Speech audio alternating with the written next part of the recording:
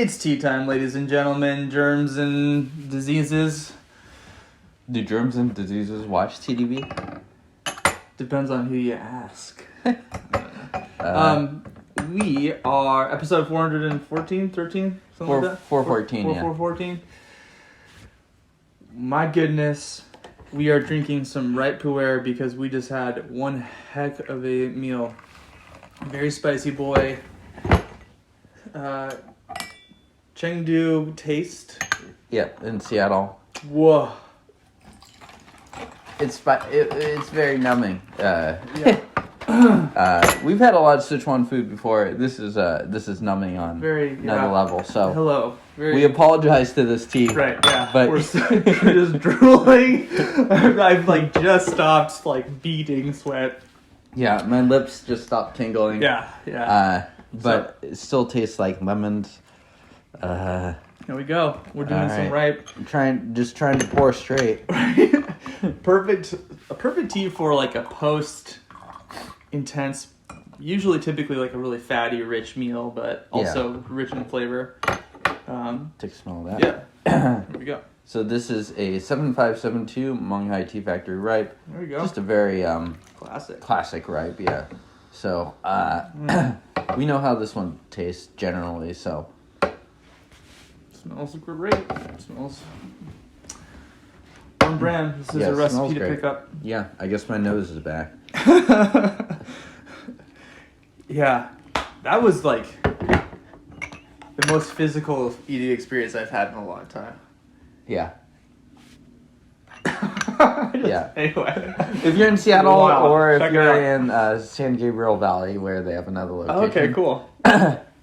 Let us know what you think of oh my god. Taste. Yeah, get the fish soup with the green peppers, lemon peppers, and then try to survive. Yeah, holy smokes! So, looking forward to drinking some tea now. Yeah. Let me give this one more smell. Yeah, looks a little light, so I'm probably gonna have to pick that up just a little bit. Yeah, pretty dark in the actual color itself of the leaves, and also fairly hard pressed. Yeah, I mean it's gonna happen with, especially these big factories. They tend to press stuff pretty hard. They got their ka-chunk machine, just going ka-chunk. Yeah, volume question. Cheers. Cheerio. Cheerio.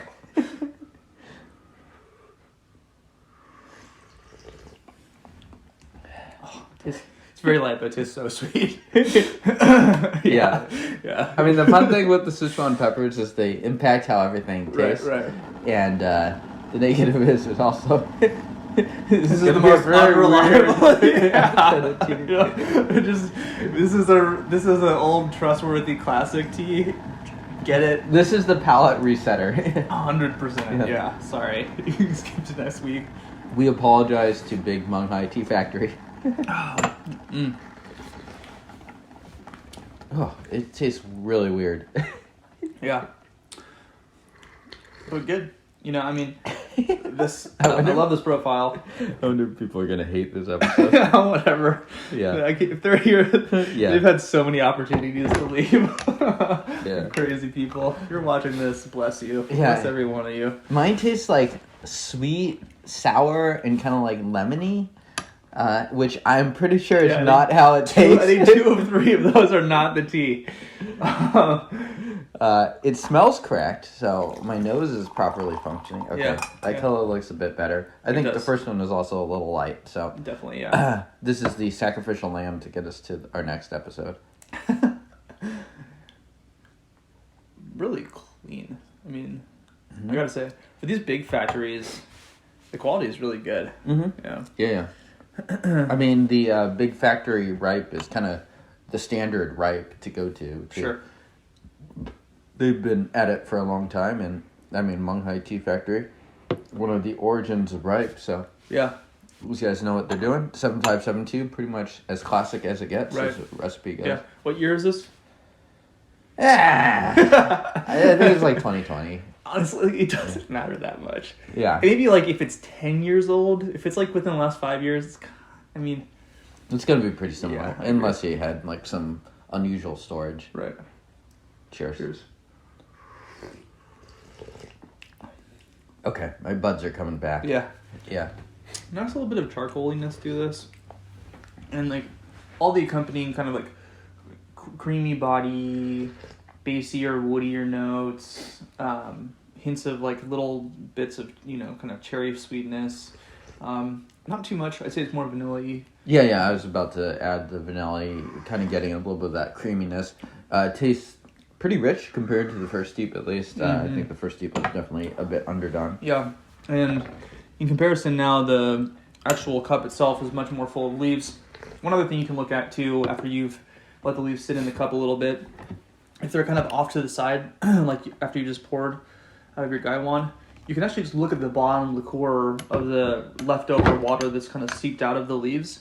And based on the density of color of that, right, how saturated that color is, you can get a good sense of, like, am I going to get a strong next steeping?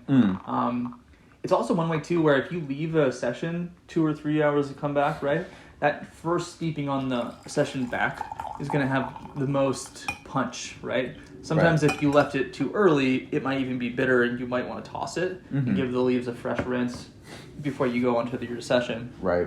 Really just depends. Yeah. I mean, when you come back from a session like that, too, you're going to get, like, oftentimes, as you said, if you don't make any adjustments, that really strong first steep, and then the second steep is really going to fall off. Right. Unless you adjust your brewing. Yeah.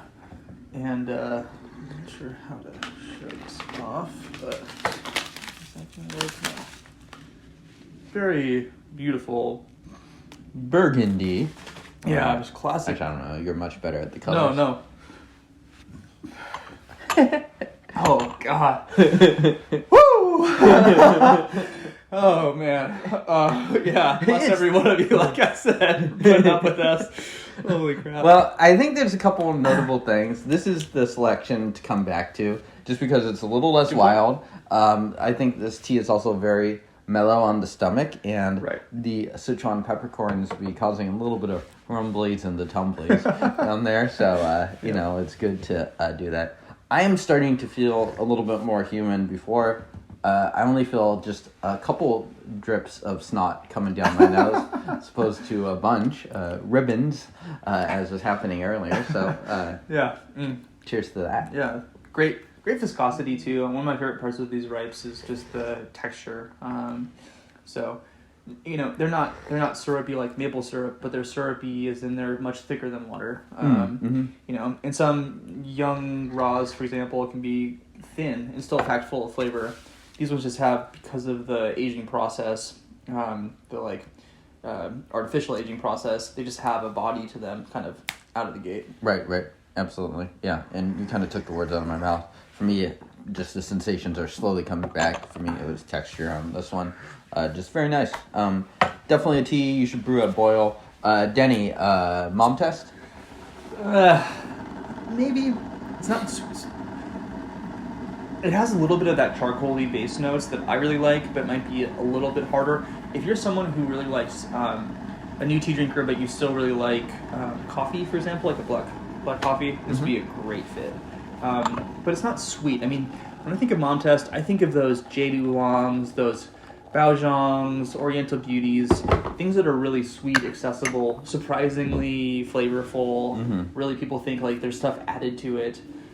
Some white teas, Silver Needle is an easy recommendation. Something like this. It's got a bit more of a particular audience. I think it's not off-putting though, right? Yeah. I think anyone can try this and be like, oh, interesting, different. Very smooth, yeah. Yep. Yeah. Ultralight? I think so. Yeah, I think so. Yeah. These teas can kind of take it, as you said. So, yeah, I think this would be just fine. Very flexible brew. Indeed. All right. Yeah, and this tea I think is quite nice. I think it's very, as far as like placing it as far as ripe goes. I mean, what would you say? I mean, for me personally, this seems very much straight down the middle of the line for me. Totally, but I would put this in the daily drinker category for sure.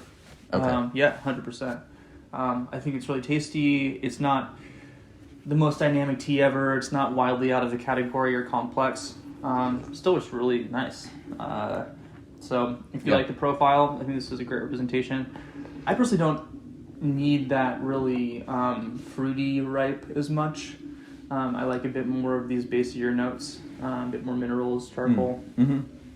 So, and the viscosity is excellent. Color is beautiful. It's just, quite good. Cheers. Yeah, just a nice, soft, creamy texture, nice and thick now too. No off notes for me at least on this at all. So,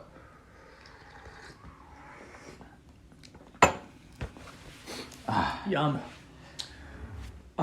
People can probably pick this up at a variety of places, frankly. I think that's right. Yeah. Yunnan sourcing would be like a good fit, probably. Yeah, you can probably find it there. Just search for Menghai Tea Factory 7572. No need to buy, as Denny said, something too old. Price will generally go up. You can buy something from 2020, 2021. Usually how it works is the pressing date is the date that they have it, and the material they'll be drawing from is older, so some of that fresh pile smell should be gone from it already, even just after a couple of years. So, Yeah, check this out. If you guys enjoyed the episode, you're crazy. But check out tdb.org just in case you haven't yet. Tons of written content, guides, tons of vendor comparisons, price comparisons, charts. We have tea tax. No, we don't have tea taxes. But nice go to the idea. website. Get that on. And we'll see you guys next time. Cheers! Peace.